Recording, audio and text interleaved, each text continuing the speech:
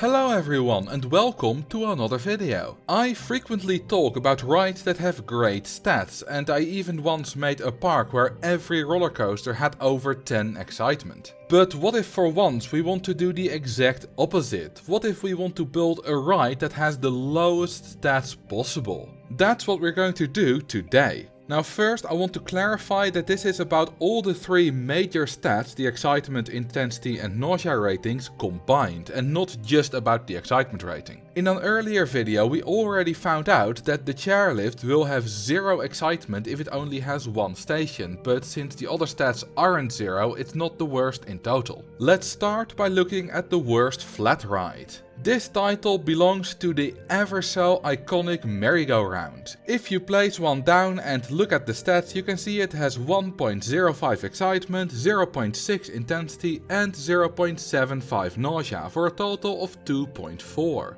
But hang on, you say, everyone knows that the Ferris wheel only has a total of 1.8, which is lower. And you are right, but the merry-go-round has a special trick up its sleeve, and that is lowering the number of rotations. The standard is 9, but the minimum is just 4. Since the merry-go-round gains 0.05 per rotation in every stat, it now has 0.25 less per stat as it does 5 fewer rotations. This adds up to a total of just 1.65, which is the lowest of any flat ride in the game.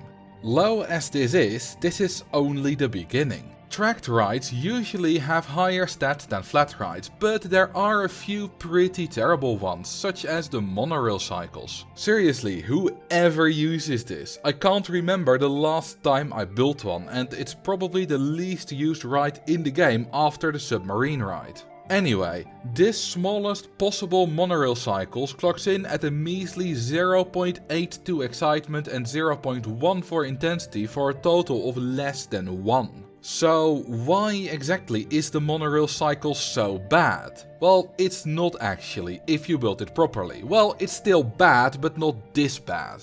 Here are two almost identical monorail cycles, yet the blue one only has half the stats of the orange one. The only tangible difference between them seems to be their length, as the orange one is 140 meters long while the blue one is 3 meters shorter. And this is the key, as the monorail cycles has a length requirement of 140 meters. This means that if it doesn't reach that length, all its stats will be divided by 2, resulting in much lower stats. It's kind of weird that there is such a hard line where you suddenly lose half of your stats instead of it just going down slowly over time, but the advantage is that this is really easy to work with. These penalties open up all kinds of doors towards terrible stats. Take the car ride for example. A normal car ride with a bit of decoration can reach 3 excitement, which isn't great but also not terrible. Just like the monorail cycles, it has a stat requirement for length, which in this case is 200 meters. If we shorten this ride a bit to just under the requirement, the excitement rating drops all the way to less than 0.4. This is because while the intensity and nausea still get divided by 2, the penalty is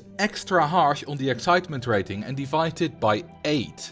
Because of this penalty, a tiny car ride will have a total of just 0.58, with intensity being its highest stat, weirdly enough. This still isn't the worst we can do though. Remember the chairlift I mentioned at the beginning, the ride that can reach 0 excitement? A normal chairlift gets most of its stats from the excitement rating, so if you remove that by building this pathetic excuse for a ride, you're left with barely anything. Not only does the excitement rating get set to 0 if you only have one station, but whatever intensity you have also gets divided by 2. This leaves it with just 0.11 intensity and 0.25 nausea for a total of a measly 0.36. This is the only stat requirement that outright kills an entire stat instead of just dividing it by some factor if you don't meet it, but we can still do so much worse. So far we've only been using one stat penalty at a time, but what if we use more? The junior coaster for example has 3 stat requirements, one for highest drop height, one for the number of drops and one for the top speed.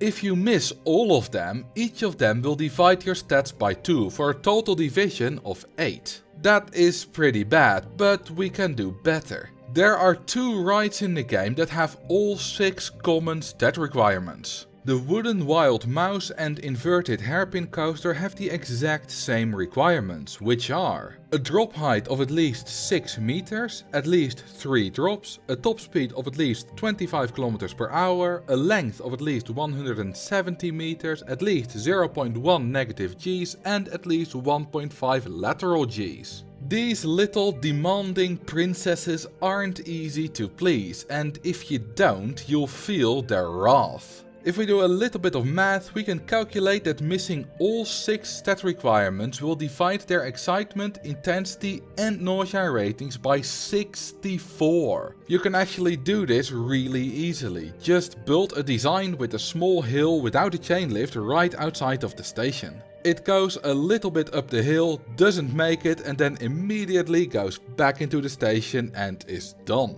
So what stats do these rides get? The inverted hairpin coaster manages to get its stats down to an abysmally low 0.05 excitement, 0.05 intensity and 0.04 nausea. Despite the fact that these stats are even lower than my will to live, it is ultimately beaten by the wooden wild mouse. Through sheer force of will, it manages to reduce its nausea rating to just 0.03 while having the same excitement and intensity ratings. This is a total of 0.13, which are the lowest stats a ride can have in RollerCoaster Tycoon 2. This is so mind-bogglingly bad that it literally provides 0 park value. During the calculation of how much park value a ride gives, the value is rounded down to the nearest integer a few times, and somewhere along the lines it is below 1, so it turns into 0.